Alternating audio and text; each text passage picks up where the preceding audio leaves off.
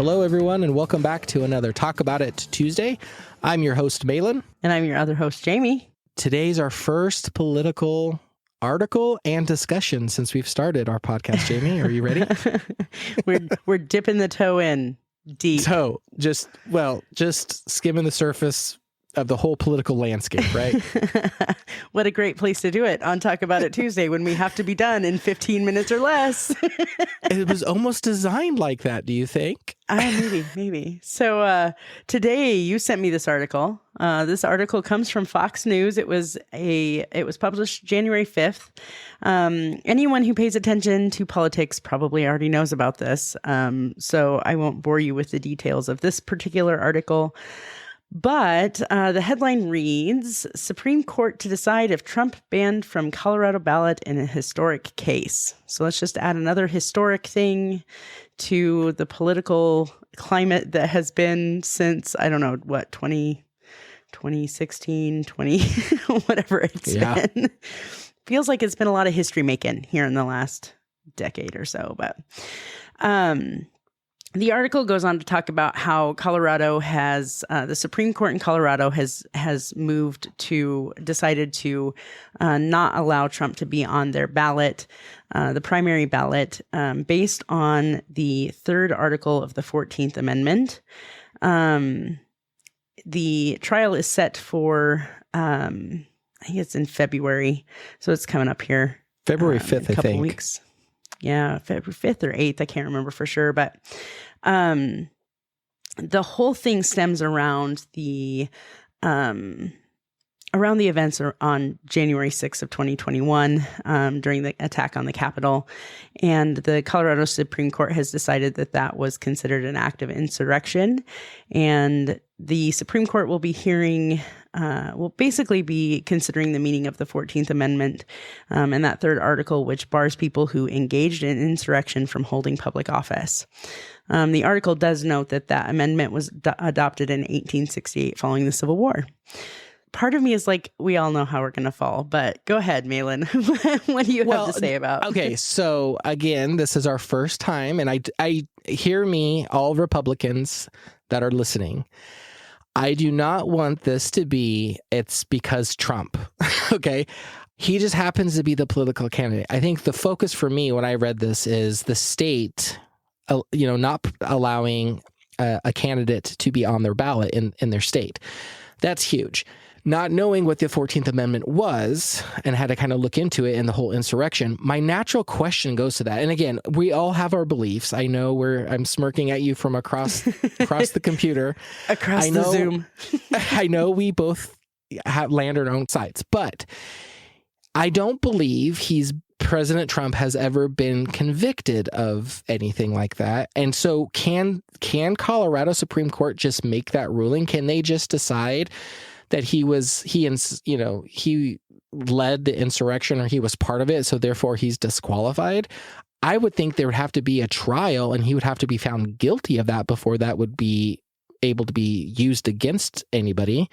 So it's kind of surprising to me that Colorado just has looked at everything and said, nope, we've decided that he was part of that, and so therefore we're removing him from our ballot. So that's my only sticking point is, was he ever really convicted of what they're accusing him of? I don't think so. I don't think there hasn't been a trial that I've been aware of that he's been convicted of that. Well, and I think what was interesting is I did some scouring, just a little bit of scouring, and found a lawyer on the TikToks who was doing a legal commentary about this.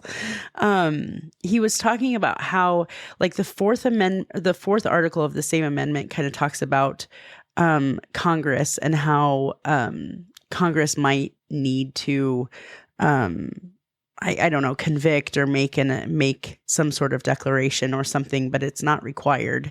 So, his analysis of the whole thing was that, yes, Colorado has the right to do that. And the Supreme Court, I guess, reviewing that is fine. But, that his opinion was that, yeah, they do have the right to do that based on the words in the document.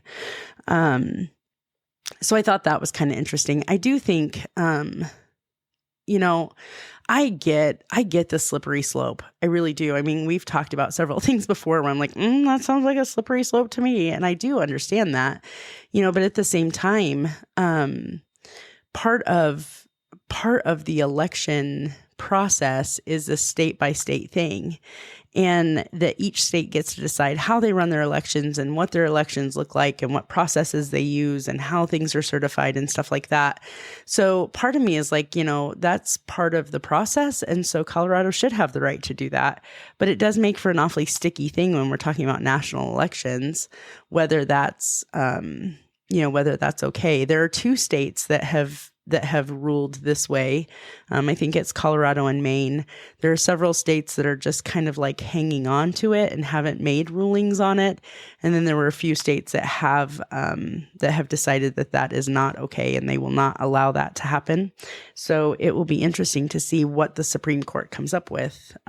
Well, and I think for me, again, I don't want to keep beating that dead horse, but it's like he's not been convicted of anything. So for the states to look at this and pass judgment on, again, he's innocent until proven guilty on an innocent person, to me, that's unprecedented. I think that's the slippery slope, is why would you, based off of, your own personal opinions or maybe what the media is showing you or what have you, in this country, we have due process, and somebody is innocent until proven guilty. And so until there's a conviction on him, I don't know how you would ever be able to do this across this. I don't know how the Supreme Court would be able to uphold this decision across any state for anybody, not just Trump, but for anybody. And I had a thought too. Oh, go ahead. Sorry, Jamie. I have another thought that I want to get to. Well, I was just going to say, I don't know that the third article of the 14th Amendment lays that out as a requirement. But if you think about all of the inquiries and the hearings that were done by Congress around the insurrection, I think that is a big piece of this. And I think they feel that they have enough evidence to do so, and I don't know that I disagree. So who they being Congress or they being Colorado? Colorado. I mean, looking at what has been the hearings. Well, and not only that, but there's trials pending. So, if nothing else, if there's action pending, that should be enough to pause and say, maybe we can't say that you can never be on the ballot again, but we're going to pause until these legal things are worked through. I mean, that's the whole thing in Georgia with all of those indictments. So again, until you're going through the due process, you are innocent until proven guilty. So by that, though, you would have to say you are treated guilty until we can get through this trial to see if you really are guilty or innocent. Kind of flies in the face of what this country was built off of. So any kind of civil, criminal, any kind of legal due process within this country is supposed to start off with everybody is considered innocent until proven guilty. That's my sticking point, and that's where I'm having a real big issue is that, again, love him or hate him. And, there's some Republicans that don't like him, and there's some Democrats I'm sure do like him to some extent for some reasons. I don't know. I'm just trying to play both sides of the field here for a point. Like, probably not. But which is like, we should all, no matter what party you're in, we should all be saying, hey, yes, there's things as a Republican I do not find fond of Trump. But I'm like, no. But the one thing I can extend to him is the same thing that I would want to be extended to me, which is I should be presumed innocent until proven guilty. And until there's a conviction or there's some sort of through due process through the legal system, I don't know how we could ever implement anything, Constitution or not, that would prevent, the being okay to remove him from, being a candidate. And here's my other point. This is something I thought about too. Let's say that Colorado and Maine, they're able to do it and they remove him, and say other states remove him from the ballot. Mm-hmm. What's going to prevent people from writing in his name? So he's not going to be listed on the ballot, but they could just write it in. I saw something about that too, because like I said, after reading this article really didn't have a ton of information. It was more like this is what happened in Colorado and this is what's coming, right? So there wasn't a ton in here. So I went and did a little more deep dive. One of the other, I don't know, it was like a newscast, I think, that talked about that very question. And I think it was written into the opinion that that would not be allowed, that they would not be able to count write-in votes for Trump.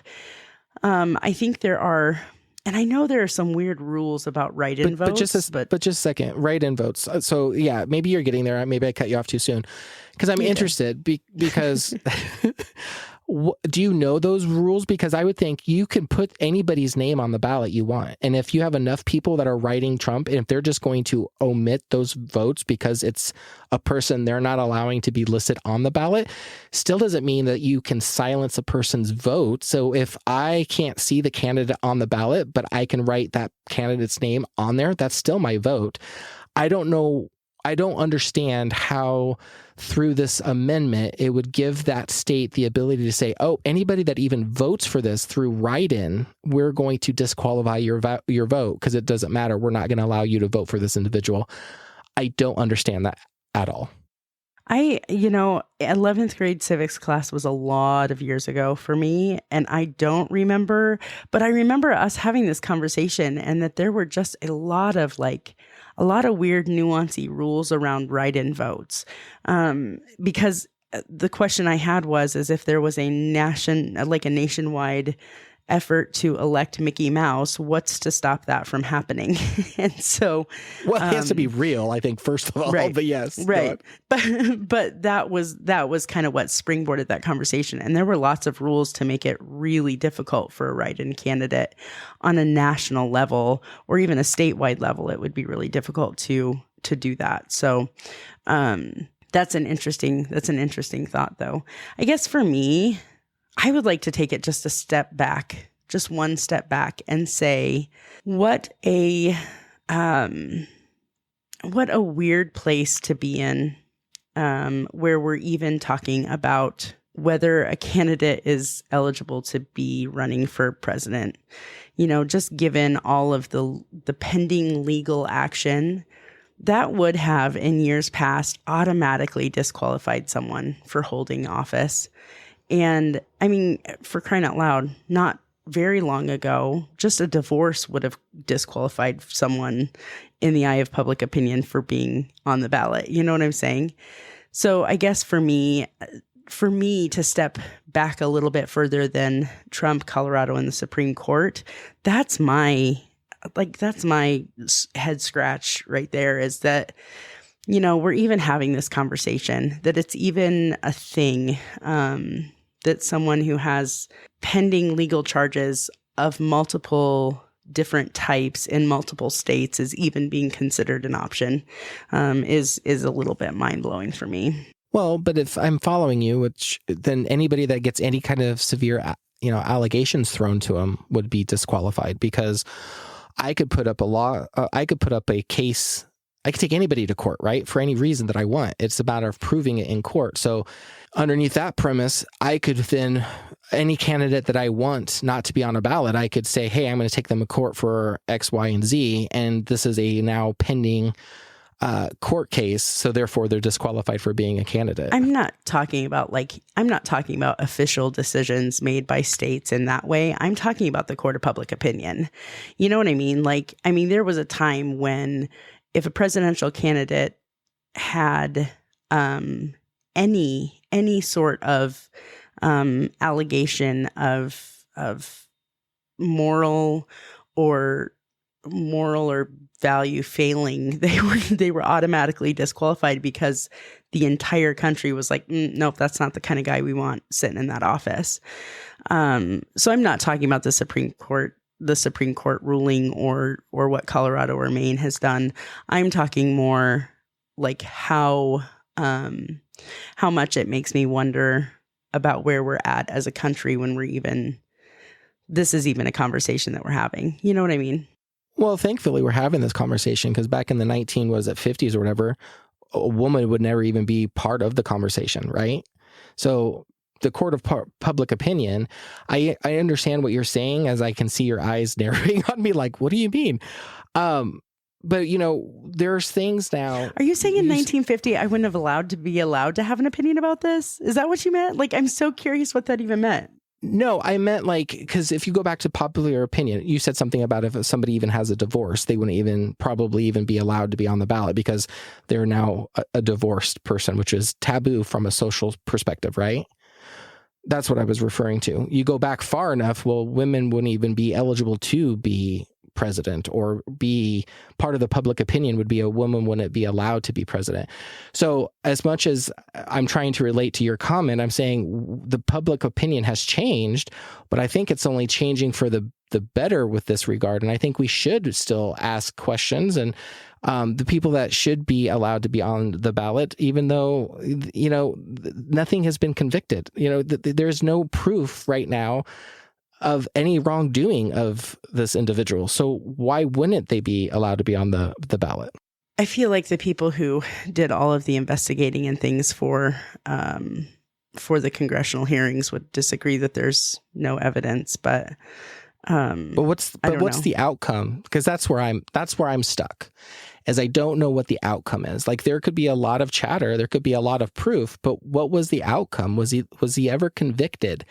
Was it ever decided that he was the leader of this insurrection and he was responsible for it? Which I have my own opinion about that, but yeah.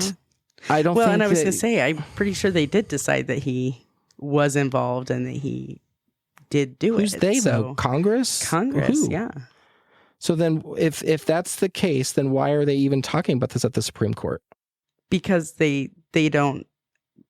Congress doesn't have that ability to say, okay, nationwide, you aren't allowed to put him on your ballot. He's filed in every single state that he wants to file in. So, I mean, it has to go to the Supreme Court.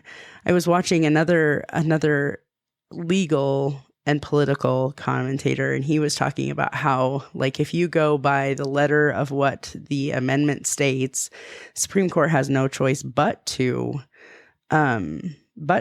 say, uphold what Colorado has done, and listed all of the reasons, which I didn't write down because I didn't. But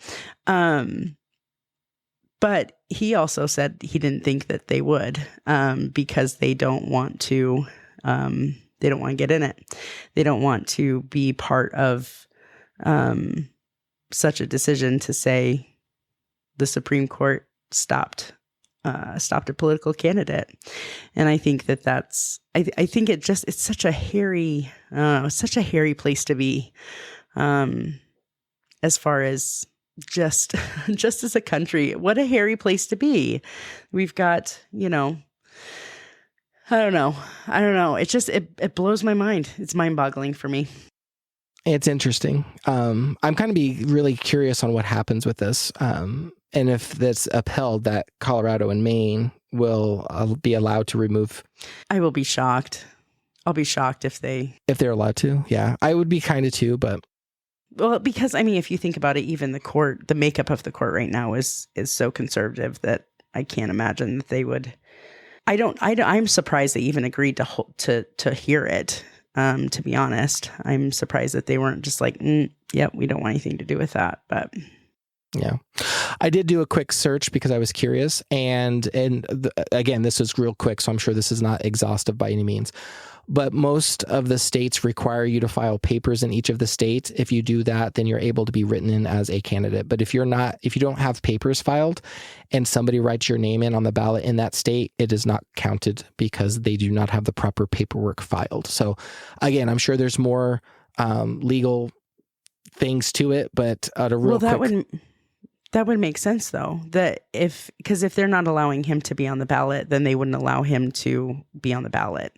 So if he were to file papers, they would probably strike those papers too. You know what I mean? I guess that makes sense to me, why a write-in initiative wouldn't work. And I think that's scary, is that if you have the states controlling who they will and won't allow, I think and maybe that's happening today and I just never notice it, but that's scary. It's absolutely a slippery slope. I completely understand. But at the same time, I feel like I feel like and we've talked about this before with other topics, I feel like at the same time, it's like, worst case scenario, we need those fail safes in place. The question is, and we clearly don't agree on it, is this the time to use the fail safe? And I think it is. So, I'm going to sit here and tell you that if I believed that he was part of the insurrection or led it, then I would be the first one to be like, yeah, he shouldn't be allowed then if that's what the Constitution says and that's the amendment says. The problem is I can't say that right now. And so again, I keep going back to innocent until proven guilty, but it'll be really cool to kind of see how this unfolds and stuff. So I don't know about cool, but it'll be interesting for sure. So I think it'll be cool. Yeah. All right. So we are a little bit long today. So thank you for listening to our first political discussion. It was just we're just getting acclimated to the temperature of the pool. So I'm sure we'll jump in a little bit later on this year.